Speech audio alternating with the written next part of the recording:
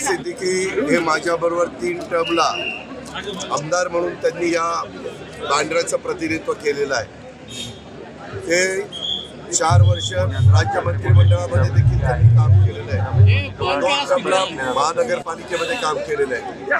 उन्नरी नेतृत्व स्वर्गीय सुनील दत्त साहेबांच्या नेतृत्वाखाली झालेला हा कार्यकर्ता सगळ्यांच्या मध्ये मिळून नेहमीच बाबांनी काम केलंय आणि बाबांचं फक्त मुंबईपुरतं काम नाही तर महाराष्ट्रामध्ये अनेक ठिकाणी त्यांच्या विचाराचे कार्यकर्ते आहेत, त्यांच्या विचाराचे लोक आहेत। आज देखील पक्षामध्ये प्रवेश करत असताना वेगवेगळ्या भागातले असंख्य बाहेरचे कार्यकर्ते, महिला, तरुण, काही सरपंच होते, काही माजी जिल्हा परिषद तालुका पंचायतीचे सदस्य होते, काही नगरसेवक त्या ठिकाणी होते, असे अनेक क्षेत्रातले वेगवेगळ्या ठिकाणचे काम करणारे कार्यकर्ते आले। पुढे पक्षामध्ये आल्यानंतर त्याच्यामध्ये बेरीजच होती।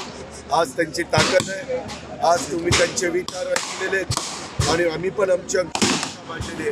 निश्चितपणे बाबांचा फायदा आम्हाला महाराष्ट्रात होईलच होईल, परंतु मुंबईमध्ये देखील राष्ट्रवादी काँग्रेस पक्षाचं बळ वाढण्याच्या करता त्यांची मदत झाली। दादा काल पुण्यात निखिल वाघेंवर हल्ला झाला आणि आज पुन्हा एकदा पुण्यात गोळीबार झालेला आहे। गोळीबाराची घटना पुण्यातून येते आता। मी कालच्या झालेल्या हल्ल्याचा तीव्र शब्दामध्ये निषेध केलेला आहे। कुणी बोलत असताना संविधानाने आपल्याला जो अधिकार दिलेला आहे त्या अधिकाराचा वापर करून शब्द वापरले पाहिजे।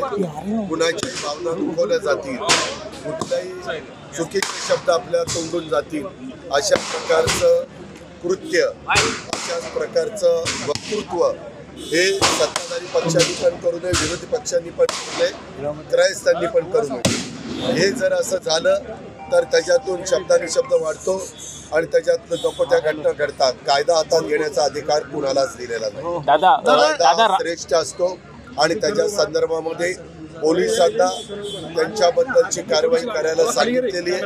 जे कोणी त्याच्यामध्ये दोषी असतील, ज्यांच्या काही गोष्टीमुळं हे सगळं घडलेलं असेल, त्या संदर्भामध्ये बघायची भूमिका न घेता त्यांचं काम करतील। कालच मी पुणे सोडलं, सकाळी पुणे सोडलं कोल्हापूरला जाताना, तेव्हा मी CPशी बोललो, ॲडिशनल CPशी बोललो आणि स्वतः देवेंद्र फडणवीस उपमुख्यमंत्र्यांशी पण माझं संध्याकाळी बोललो। दादा, राज ठाकरेंनी असं म्हटलं पुण्यामध्ये जमिनी ज्या आहेत, दादा 210 आमदारांचा पाठिंबा त्यांना काही थोडं आजपर्यंत घडल्या नाहीत का?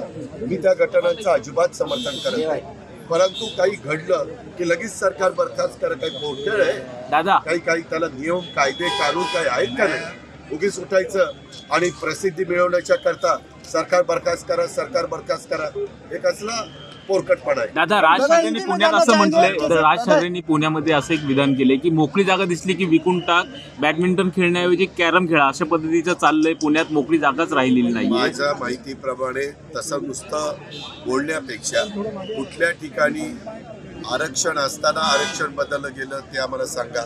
आज पुण्यामध्ये टाउनशिप होत आहे, त्या टाउनशिपमध्ये सगळीकडे टेनिस कोर्ट होत आहे, खेळायला जागा तिथे ठेवली जाते, स्विमिंग पूल केले जातात, वेगवेगळ्या प्रकारच्या सुविधा दिल्या जातात, गार्डन केले जातात। आणि मी देखील काही वर्ष पुण्याचं प्रतिनिधित्व महानगरपालिकेमध्ये माझ्या विचाराच्या लोकांनी केलं।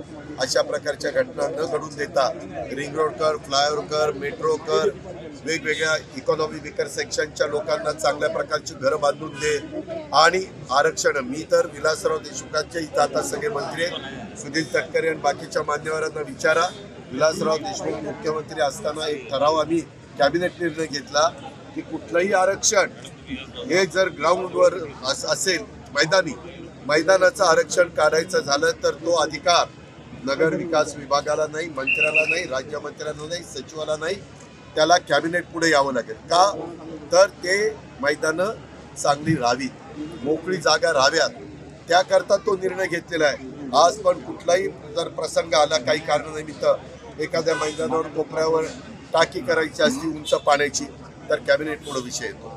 त्याच्यामुळं बोलताना ठीक आहे, बोला, तुम्ही एका राजकीय पक्षाचे नेते आहात, परंतु नुसतं बोलून बोलण्यापेक्षा जर आम्हाला सांगितलं तर मी जिल्ह्याचा पालकमंत्री या नात्याने मी त्याची चौकशी करीन। विक्रम कुमारला विचारेन की ह्या गोष्टी झाल्यात का, जर घडत असतील तर त्या थांबवीत. तुम्हालाही माहिती आहे, तुम्ही अनेक वर्ष मला एक कार्यकर्ता किंवा मंत्री किंवा लोकप्रतिनिधी म्हणून ओळखता. त्याच्यामुळं आम्ही राज्याचा सर्वांगीण विकास करणं हे सर्वसामान्य जनतेचं राज्य आहे. हीच सतत कामातनं कृतीतनं हे दाखवण्याचा आमचा सगळ्यांचा विचार असतो आणि त्या पद्धतीने आम्ही पुढे दादा, थँक्यू.